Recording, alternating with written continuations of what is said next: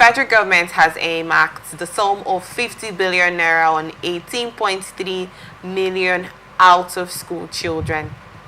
Analysis of the 2025 budget shows that the program is domiciled in the Federal Ministry of Education. A breakdown of the number indicates that while 10.2 million children are out of primary school, 8.1 million children are out of junior secondary school. Last month, the federal government sounded the alarm over the staggering millions of Nigerian out-of-school children, warning of severe consequences for the country's future if this crisis is unchecked. Minister of Education Dr. Tunji Alausa, who spoke at the education sector stakeholders consultative dialogue, emphasized the need for innovation, accountability, and strategic partnerships to revitalize the education sector and unlock the potential of the country's youth. He tasked stakeholders, government bodies, development partners, the private sector, and civil society to embrace a collaborative spirit to combat the crisis. Education is not just an investment in our children, it is the foundation of our children's future. With dedication, innovation, and strategic action, we will transform Nigeria's education landscape, he said. Education is also one concern in the country right here, and then he stated, the Minister of Education stated that the children are the future of the generation, and if we really want to get the bright future, we need to make the future of the children bright. And the federal government has earmarked 50 billion naira for 18.3 million out of school children. If 18.3 million are out of school, imagine the few that actually got the opportunity to be in school, and this is actually a thing of concern. Do you appreciate, or do you feel this is the right step that the federal government has taken? What is your thoughts about this out of school children that increases by the day? Thank you very much. I disagree vehemently with the federal government on the strategies, they want to use to co-opt the out-of-school children back to school. Okay. The first question is this: how did they arrive to that figure, 18.3 million? Did they set up a team to visit the various localities? So you see, this is the reason I tend not to agree most times with the policies and programs of the federal government of Nigeria, because the policies and programs are not, prepared honestly to affect the lives of the common man. It is always geared towards, come up with policies, and they pilfer the money and it vanishes. The stage of allotting fund is early. The first step they need to do is, having identified that the country have lots of out-of-school children, set up a committee co-opting the 36 state ministries of education. Their commissioners should chair the committees in their various states, and it will not just be a quicker assignment. Allow them time, define their terms of operation. Say, look, 2 months, we want to get the result of out of school children in your states. Okay. When the data is collated, you can now sum it up to know the total of out of school children. Did they assess the northeastern part of Nigeria? Did they assess their communities to know how many out of school children? The answer is no. Let's use a local example. Did they assess the riverine part of Rivers State, Bayelsa, the riverine part of Ondo, the riverine part of Delta, the riverine part of Edo, Akwa Ibom, Cross River? Did they look at these places?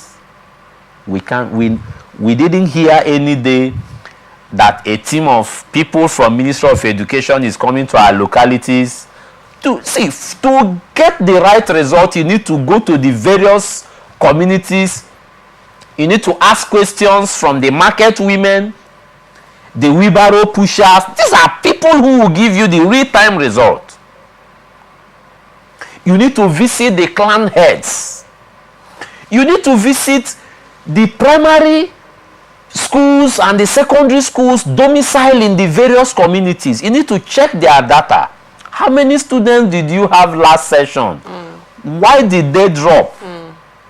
You do a follow-up on those that dropped with the addresses. With that, you ask questions. Parents, why did your children drop from school? They will tell us. But this one, on-the-spot assessment was not done. Data collation was not done. They didn't even care to check what could be the problem. The problem could not be money. The problem could be health. So do you see the reason why I said, government plan most times on a wrong route.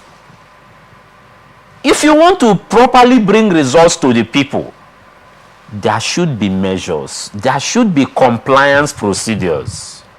You give out these terms of references with a compliance instruction. When these measures are put in place, you gather all this information, you have the proper data, you can now say, okay, now that we have identified the problem, 15% of this number was hampered by health. Do they need health attention? Okay. Before we talk about the education aspect. 25% maybe relocated, maybe out of the fact that parents traveled here and there as an occupational mobility. Okay. So, okay, 25 was affected by occupational mobility. In their current location, are they in school? All these questions need to be put to the table. People need to sit down, experts need to sit down, work out this properly, then the budgetary concerns can come in. Okay. With that, you now know, okay, 15% affected by health, they need health concern. They need health. 25% affected by parents' occupational mobility. The remaining percentage, insecurity, or maybe funds. Okay. Lack of funds from the guardians. You put all this together, then with that, you will now do proper allocation of funds. To solve this problem. Okay. Then when you allocate these funds, you now look at the compliance. These funds, are we putting it to the transportation of the children or feeding of the children in school or providing amenities like books, school uniform, shoes, school bag and all that? You put all this into consideration before you channel the funds into that program. But in this case, it's not like that. None was done. They just, sit in their big offices with their fat tummy. You hear on the news that federal government have allocated billions. Sis, I beg to be challenged that by next week, you will not hear about this 50 billion again. And a new story will flush out that one. That is it has become a norm. I can tell you for free that this is what these guys are up to.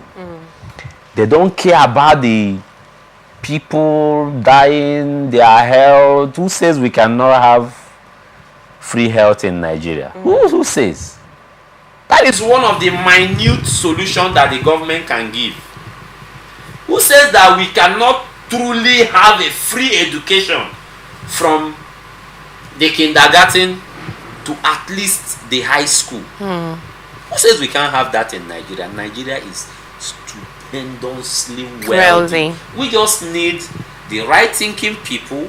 We just need people who are passionate and intentional. Who are intentional people who want to empathize with the dying population, with the suffering masses, to deliver good results.